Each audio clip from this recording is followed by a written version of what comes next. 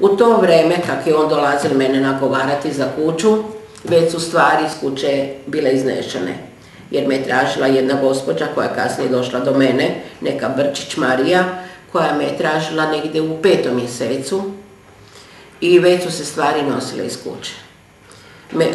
A gdje u toj priči za to cijelo vrijeme, što je Stipe Mesić u toj cijeloj priči? On je sve znao, cijelo vrijeme bio... Sve znao. Cijeli tok te priče, sve znao? Sve je on znao i njega više nije bilo. Oni svoje napravili, mene su izludili, Žarko i Marijan se preuzeli ulogu, Stipe je radio svoj posao i gotovo je bilo. Više ništa.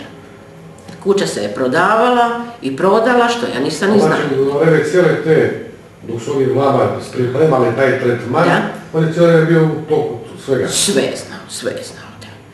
I ja sam već s Marijanom, kad je on kupio onu kuću u vikendicu, onu malu od 40 kvadrata, ja sam s njim išla nekoliko puta u Zagorska sela, jer je do općine u Zagorskim selima prodavana jedna kurija velika. To je bil pogranični pojas. Oni su znali da ova Slovenija ide u Europu.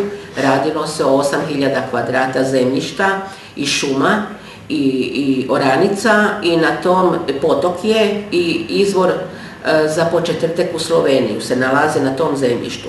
To je odmah do granice, nema do granice 20 metara. To je sve zemljište, Marijan bil zainteresiran za kupnju. I mene vodio par puta, jer sam je rekla, Marijane, ja kad naplatim ovo od mojih stranaka, ja ću ti pomoć pa ćeš to kupiti. To se prodavalo negdje za 200.000 maraka. I to je bilo 6. mjesec, mene zove Kutleša, me je tražio u Bosanskoj, a s njima se nalazio inspektor, s njima se nalazio na ručkovima, donosili su mu odojke, donesili su mi jance, odlazili su negdje u Liku, negdje kod Točica su se sastajali, jer tam je dobili zemljište, koncesiju je dobili za svoje ovce, Žarko, da ih može dolje pasti. I znao je Kutleša da mene nema u Bosanskoj, svi su znali da me nema, ali su oni mene tamo tražili, mene tamo nije bilo, a Marijan je lagao normalno, a dolazili je, vodio se skroz kao da je sa mnom u umagu. I jednom ja nazovem svoju mamu, mama nije vjerovala uopće da sam živa, kaže, mama, neko te traži tu, evo ti Zorana, Zoran je moj nečak. I javio se na telefon, kaže on, teta, zvaće te Kutleša, ja sam mu dal broj telefona, bili tu kod mamene.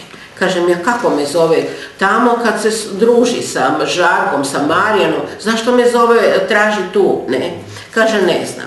I ja nazovem Kutlešu, dao mi je broj i dao je moj njemu, ja ga nazovem, kažem ja, gospodin Vjerko, o čemu se radi? Kaže on, pa ne možemo vas naći.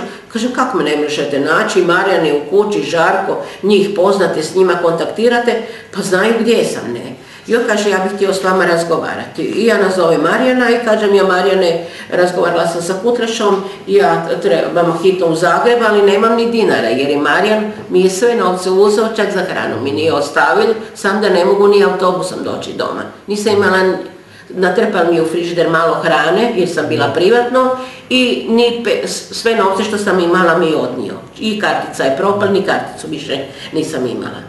I došao je, bio je, točno znam, petak, ja sam rekla Kutleši da ćemo doći i došli smo u Henzlovu, normalno javila sam se tamo na centrali, na porti i došli smo gore, on je imao predmet kod sebe, rekao da ima tu nekih prijava, kaže, gospođa, o čemu se radi, kažem ja, pa postoje potvrde, ova je odnosila novac, kaže, pa nema ih puno, ima tih 5-6, ne, nije toliko važno, htio sam s vama razgovarati, ne.